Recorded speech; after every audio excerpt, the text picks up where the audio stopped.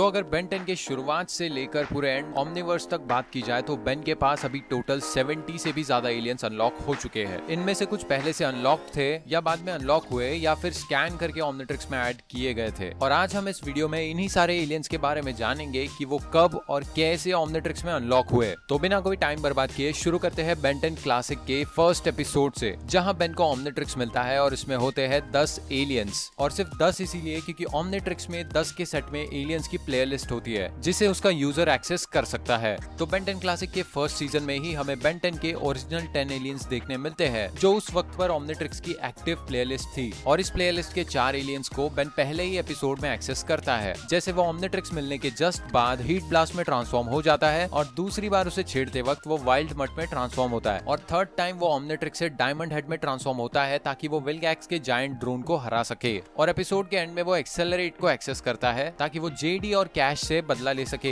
इसके बाद एपिसोड 2 में वो इसी प्लेलिस्ट के और 3 एलियंस को एक्सेस करता है जो होते हैं ग्रे मैटर, फोर आर्म्स और स्टिंग फ्लाई। अब ग्रे मैटर वो मॉल में यूज करता है ताकि वो सुमो स्लैमर स्नैक से सुमो स्लैमर कार्ड ढूंढ सके और फोर आर्म्स वो डॉक्टर एनिमो के मैमथ से लड़ने में यूज करता है। इसके बाद वो स्टिंग फ्लाई यूज करता है ताकि वो ग्वेन को वॉशिंगटन मॉन्यूमेंट से गिरने से बचा सके। इसके बाद एपिसोड 3 क्रैकन में वो रिप जॉस को एक्सेस करता है जहां वो रिप जॉस का यूज करके क्रैकन की मदद करता है। अब इसके बाद एपिसोड 4 परमानेंट रिटायरमेंट में बेन अपग्रेड और गोस्ट फ्रीक को पहली बार एक्सेस करता है। अपग्रेड का यूज वो कुछ गुंडों से लड़ने को करता है और गोस्ट फ्रीक का यूज बेन आंट मीरा के घर से चुपके से भागने में करता है। और इसी एपिसोड तक हमें बेन के पहले प्लेलिस्ट के सारे 10 एलियंस दिखा दिए जाते हैं। इसके बाद season 2 episode 2 the big tech में ग्वेन के ओमनीट्रिक्स को छेड़ने की वजह से ओमनीट्रिक्स में कैनन बोल्ट अनलॉक हो जाता है और ये होता है बेन का 11th एलियन। इसके बाद सीजन 2 में कैंप फियर नाम का 9th एपिसोड है जहां वाइल्ड वाइन बेन से गलती से अनलॉक हो जाता है। इस एपिसोड में ग्रैंडपा मैक्स और बेन जब एक्स्ट्रा टेरेस्ट्रियल मशरूम्स के कब्जे में होते हैं तब बेन एलियन बनने के लिए ओमनीट्रिक्स के साथ छेड़छाड़ करता है, तभी ये वाइल्ड वाइन अनलॉक हो जाता है। Season 2 episode 11 ghost freak out में गोस्ट फ्रीक ओमनीट्रिक्स से बाहर आ जाता है क्योंकि गोस्ट फ्रीक की स्पीशीज अपने डीएनए के सिंगल स्ट्रैंड में भी जिंदा रह सकती है और ओमनीट्रिक्स में भी उसका डीएनए था, इसीलिए वो जिंदा हो जाता है और बाहर आ जाता है। और उसके बाहर आने की वजह से गोस्ट फ्रीक ट्रांसफॉर्मेशन बेन के पास से चला जाता है। फिर सीजन 3 एपिसोड 5 बेन वुल्फ में बेन के पास एक नया ट्रांसफॉर्मेशन आता है जो होता है ब्लिट्जवुल्फर। इस एपिसोड में ग्रैंडपा मैक्स ग्वेन और बेन को लेकर अपने दोस्त वेस्ट ग्रीन के पास आए होते हैं जहां वेस्ट ग्रीन की पोती काय ग्रीन भी होती है। वेस्ट ग्रीन ग्रैंडपा मैक्स को बताते हैं कि यहाँ पे एक एंशिएंट वेयरवुल्फ हुआ करता था जिसे लोग येनेलडोशी कहते थे। अब वो येनेलडोशी यहाँ न्यू मैक्सिको में अपीयर हो रहा था, इसीलिए ये सब लोग उसे ढूंढने निकलते हैं और इवेंचुअली बेन का उससे सामना होता है। और जब वो येनेलडोशी ओमनीट्रिक्स पर स्क्रैच मारता है तो ओमनीट्रिक्स स्कैन मोड पर चला जाता है क्योंकि ओमनीट्रिक्स ने तभी येनेलडोशी का डीएनए स्कैन कर लिया होता है और वो धीरे धीरे बेन को पूरे एपिसोड में येनेलडोशी में ट्रांसफॉर्म करते जाता है जिससे सबको समझ जाता है कि ये येनेलडोशी और कोई नहीं बल्कि एक वेयरवुल्फ एलियन है। और एंड में बेन के पास एक नया ट्रांसफॉर्मेशन आ जाता है। इसके बाद एपिसोड 8 में एक और नया एलियन अनलॉक होता है जो एक एलियन मम्मी को स्कैन करने की वजह से होता है जिसे बेन स्नेरो नाम देता है। वैसे तो ये एलियन मम्मी इस एपिसोड में कोरोडियन नाम का एक रेडियो एक्टिव एलिमेंट ढूंढ रहा था जो किसी भी क्रीचर को म्यूटेट कर सकता है और इस एपिसोड में स्नेरो अनलॉक तो हो गया था मगर बेन उसमें ट्रांसफॉर्म नहीं हुआ। असल में स्नेरो की फर्स्ट अपीयरेंस होती है द रिटर्न नाम के एपिसोड में जो इसी सीजन का 11th एपिसोड है। इस एपिसोड में ग्रैंडपा मैक्स, ग्वेन और बेन एक स्पेस रॉकेट लॉन्च साइट पर जाते हैं जहां कुछ प्रॉब्लम्स हो रही होती है और वो प्रॉब्लम होती है पर्पल लाइटनिंग जिसे वेयरवुल्फ और मम्मी वाले एपिसोड में भी दिखाया जाता है और इसी लाइटनिंग की वजह से यहाँ एक रॉकेट लॉन्च कैंसिल हो जाता है। अब इस रॉकेट लॉन्च का इंचार्ज मेनली डॉक्टर विक्टर नाम का एक आदमी होता है जो बहुत ज्यादा सस्पिशियस होता है। आगे जाकर रिवील होता है कि डॉक्टर विक्टर के साथ वो वेयरवुल्फ और मम्मी वाला एलियन भी मिले हुए हैं और डॉक्टर विक्टर भी कोई इंसान नहीं है बल्कि वो भी एक एलियन है जो फ्रैंकेनस्टाइन जैसा दिखाई देता है। इनकी बैक स्टोरी कुछ ऐसी होती है कि ये तीनों एलियन एक ही प्लैनेट से बिलोंग करते हैं और उस प्लैनेट पर राज करता है जी स्केयर और जी स्केयर यहाँ गोस्ट फ्रीक का नाम है जो बेन के ओमनीट्रिक्स से बाहर आया है। तो इनका प्लान होता है जी स्केयर को जिंदा करना और अर्थ के एटमॉस्फेयर को एक ऐसी शील्ड से ढकना ताकि उस पर सनलाइट ना आ सके जिसकी वजह से गोस्ट फ्रीक इस प्लैनेट पर दिन में भी जिंदा रह पाएगा और इस प्लैनेट पे जितने भी लोग हैं उन सबको गुलाम भी बना लेगा। इस एपिसोड के सेकंड पार्ट में गोस्ट फ्रीक फिर से जिंदा होता है और उसका प्लान लगभग कामयाब हो ही जाता है कि बेन के पास एक नया ट्रांसफॉर्मेशन आता है और वो होता है फ्रैंकेनस्ट्राइक और ये डॉक्टर विक्टर की वजह से ओमनीट्रिक्स में अनलॉक हो जाता है। एपिसोड के अंत में फ्रैंकेनस्ट्राइक और मम्मी को एक पोर्टल के थ्रू कहीं और भेज दिया जाता है और गोस्ट फ्रीक को फिर से सूरज की रोशनी में जलाकर मार दिया जाता है। इसके बाद आती है secret of the Omnitrix movie जिसमें एज़मथ बेन को वेबेक अनलॉक करके देता है। फिर season 4 episode 5 divided we stand में बेन एक और नया ट्रांसफॉर्मेशन खुद से अनलॉक करता है जो होता है डिटो मैग्नेटो, जिसे वो डॉक्टर एनिमो की म्यूटेंट बर्ड के अगेंस्ट यूज करता है। फिर सीजन 4 के last episode Ben 10 versus the negative 10 में बेन आई गाय में ट्रांसफॉर्म होता है, जो सीक्रेट ऑफ द ओमनिट्रिक्स और बेन 10 वर्सेस द नेगेटिव 10 के इवेंट्स के बीच में कहीं अनलॉक होता है, और वो भी ऑफ स्क्रीन, जिसकी वजह से ये एलियन एग्जैक्टली कैसे अनलॉक हुआ ये हमें नहीं पता। और यहाँ बेन 10 क्लासिक सीरीज खत्म हो जाती है, जो हमें 10 साल के बेन के एडवेंचर्स दिखाती है। मगर ओमनीवर्स में हमें क्लासिक के फ्लैशबैक देखने मिले थे, जिसमें बेन 11 साल का था,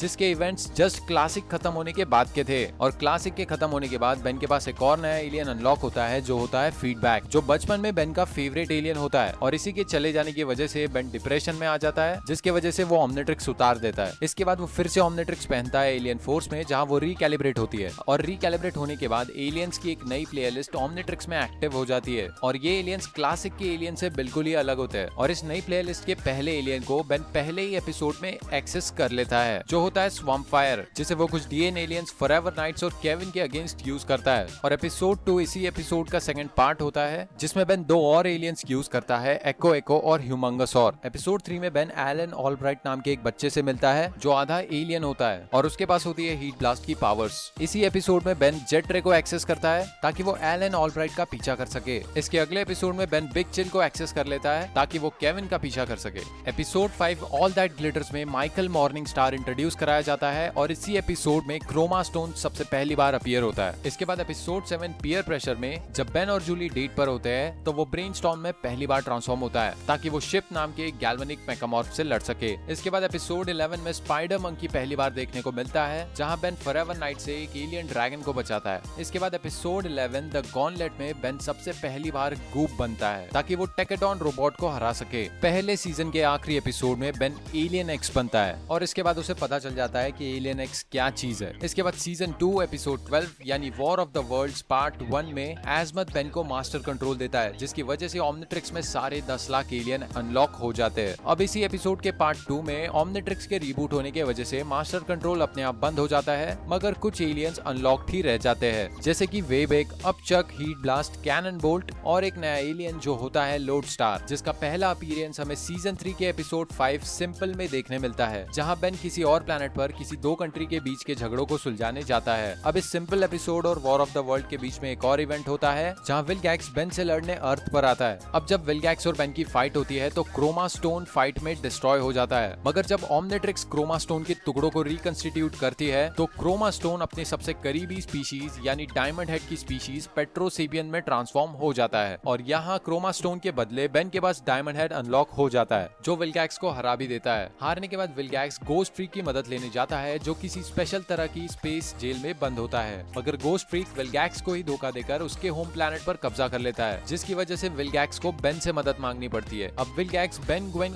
केविन को लेकर अपने प्लैनेट विलगैक्सिया पर जाता है, जहां बेन धोखे से गोस्ट फ्रीक को ओमनिट्रिक्स में कैद कर लेता है, जिसकी वजह से गोस्ट फ्रीक ट्रांसफॉर्मेशन ओमनिट्रिक्स में फिर से अनलॉक हो जाता है। इसके बाद एपिसोड 13 में एक लवोडन बच्चे की इलेक्ट्रोमैग्नेटिक वेव्स ओमनिट्रिक्स में गड़बड़ी पैदा करती है, जिससे कि रैथ अनलॉक हो जाता है। फिर episode 16 secret of Chroma Stone में टेट्रैक्स बेन के पास आता है, ताकि वो क्रोमा स्टोन की मदद से अपने पूरे प्लैनेट को रिवाइव कर सके, क्योंकि क्रोमा स्टोन को इसीलिए बनाया गया था ताकि वो पेट्रोपिया का गार्डियन बने। और जो क्रोमा स्टोन पेट्रोपिया का गार्डियन बना था, उसका नाम था सुगिलाइट, जो पूरे यूनिवर्स में अकेला क्रोमा स्टोन था, जिसका डीएनए ओमनिट्रिक्स में एज अ बैकअप लिया गया था। अब टेट्रैक्स आता है और बेन के डायमंड हेड को तोड़ना शुरू करता है, और डायमंड हेड के अंदर होता है क्रोमा स्टोन, जिसे टेट्रैक्स एक क्रिस्टल देता है, जिसमें सारे पेट्रोसेपियंस का डीएनए होता है, और उसी क्रिस्टल की पावर से वो पेट्रोसेपिया को रिवाइव करेगा। एपिसोड के खत्म होते होते विलगैक्स वो क्रिस्टल ले लेता है, और सुगिलाइट भी अपने आप गायब हो जाता है। मगर गायब होने से पहले सुगिलाइट ने एक आखिरी क्रिस्टल बेन को दे दिया था, जिसे यूज करके बेन पेट्रोपिया को फिर से रिवाइव करता है। पेट्रोपिया के साथ साथ सुगिलाइट भी वापस रिवाइव हो जाता है, और एपिसोड के एंड में हमें पता चलता है कि सुगिलाइट भले ही ओमनिट्रिक्स से अलग हो चुका है, मगर ओमनिट्रिक्स में क्रोमा स्टोन का डीएनए अब भी होने की वजह से बेन उसमें ट्रांसफॉर्म हो सकता है। फिर आता है एलियन फोर्स का फिनाले, जहां बेन को अल्टीमेट्रिक्स मिल जाती है, और अल्टीमेट्रिक्स के ओमनिट्रिक्स से लिंक्ड होने की वजह से अल्टीमेट्रिक्स में वो सारे एलियन होते हैं जो ओमनिट्रिक्स में अनलॉक्ड हो चुके होते हैं। मतलब एलियन फोर्स की शुरुआत से लेकर अल्टीमेट्रिक्स मिलने तक बेन के पास 20 एलियंस अनलॉक हो जाते हैं, जो अल्टीमेट्रिक्स में भी अवेलेबल होते हैं। इसके बाद अल्टीमेट एलियन के सीजन 1 में ही हमें 5 एलियन दिखाए जाते हैं, जो एड्रोमेडा गैलेक्सी के होते हैं और वो एग्रेगोर नाम के एक ऑस्मोसियन से भाग रहे होते हैं जो उनकी पावर्स को एब्जॉर्ब करना चाहता है। सीजन 1 में ही एक एक करके बेन इनसे मिलता जाता है और इन्हें स्कैन करके अल्टीमेट्रिक्स में ऐड कर लेता है, जिसकी वजह से बेन को 5 नए एलियन मिलते हैं जो होते हैं वाटर हैजार्ड, आर्माड्रिलो,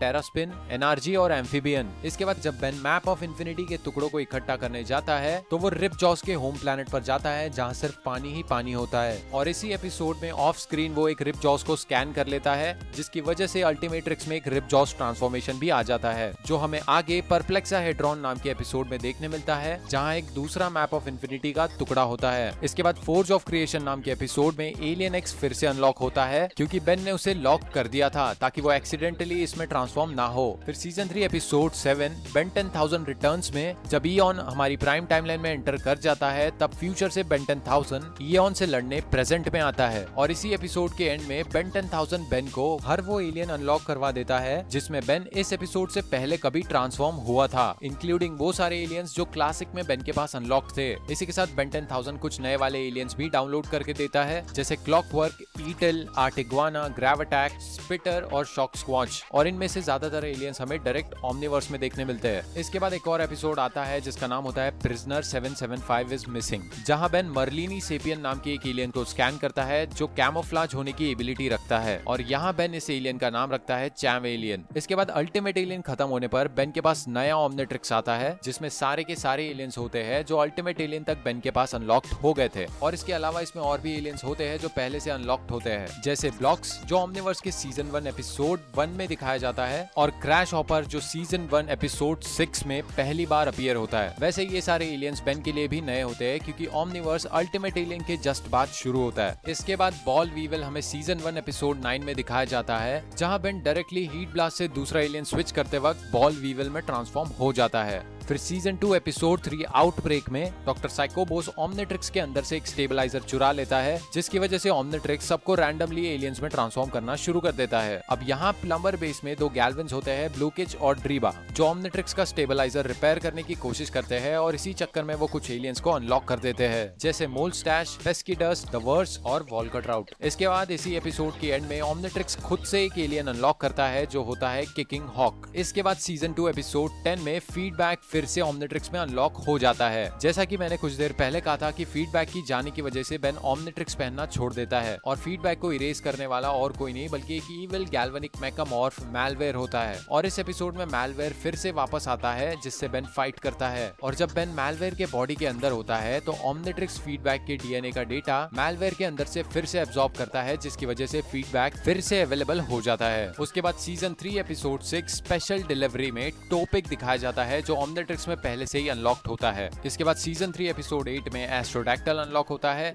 जब बेन रुक के प्लैनेट पर जाता है। उसके बाद सीजन 3 के फाइनल आर्क यानी इनकर्शन इन्वेजन आर्क में एजमथ बेन को एक नया एलियन अनलॉक करके देता है जिसका नाम होता है बुलफ्रैग और वो इसी इनकर्शन स्पीशीज का होता है। इसके बाद सीजन 4 एपिसोड 4 में बस शॉक अनलॉक होता है क्योंकि इस एपिसोड में बेन को सारे इलेक्ट्रिक एलियंस मिल रहे थे तो ओमनिट्रिक्स ने अपने आप ही इस इलेक्ट्रिक एलियन को अनलॉक कर दिया। इसके बाद सीजन 4 एपिसोड 10 में जब एल्बीडो एजमथ का ब्रेन चुराने की कोशिश करता है तो एजमथ की वजह से ही ओमनिट्रिक्स में एक नया एलियन अनलॉक हो जाता है जो होता है एटॉमिक्स। इसके बाद सीजन 5 एपिसोड 5 एनिमो क्रैकर्स में गटरॉट अनलॉक होता है जिसके पास केमिकल पावर्स होती है और इसके बाद सीजन 5 एपिसोड 8 में ओमनिट्रिक्स एक नया एलियन स्कैन करता है व्लाडार्ट स्पीशीज का जिसकी वजह से बेन को अपना वैम्पायर ट्रांसफॉर्मेशन मिलता है और यहाँ हो जाते हैं बेन के पास टोटल 72 एलियंस अनलॉक। तो अगर वीडियो पसंद आई है तो इसे लाइक जरूर करना। वैसे तो इस वीडियो में ज्यादा इन्फॉर्मेशन नहीं थी लेकिन अगर तुम्हें बेन 10 रिलेटेड और इन्फॉर्मेशन चाहिए तो इस चैनल पे ऐसी बहुत सारी वीडियो है जिनमें इससे भी ज्यादा अमेजिंग इन्फॉर्मेशन है। तुम चाहो तो उसे जाके चेकआउट कर सकते हो। मैं मिलता हूँ अगले वीडियो में, तब तक के लिए गुड बाय।